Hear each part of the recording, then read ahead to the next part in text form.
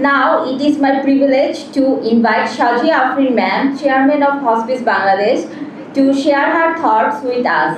Her vision and leadership have been instrumental in shaping the future of hospice care in our country. Please, ma'am.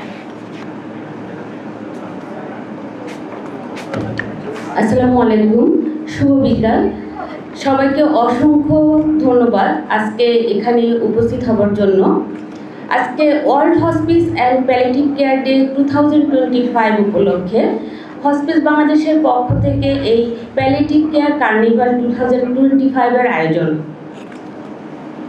আর আমি এই আয়োজনের সাথে আসলে যুক্ত একজন ডাক্তার হিসেবে এবং এক পারিবারিকভাবে, কারণ যে মানুষটার সাথে আমি সবসময় বসবাস করি, এই প্যালিয়েটিভ কেয়ারের স্বপ্ন তার স্বপ্নের চাইতেও তার কাছে বড়। আর সেই কারণেই সবসময় তার পাশাপাশি থেকে আমি যতদূর সম্ভব চেষ্টা করি এই সেবার সাথে আপনাদের সবার সাথে থাকার জন্য। আর এটাই আজকে আমার সবার কাছে কামনা যে আমরা যাতে একটা সুস্থ সুন্দর পৃথিবী গড়ে তুলতে পারি এবং আমাদের দেশে যেন মানুষ সঠিক চিকিৎসা পায়, সঠিক সেবা পায় এবং সম্মানটুকু যেন পায়। সবাইকে আন্তরিক ধন্যবাদ। ভালো থাকবেন, সুস্থ থাকবেন। আসসালামু আলাইকুম।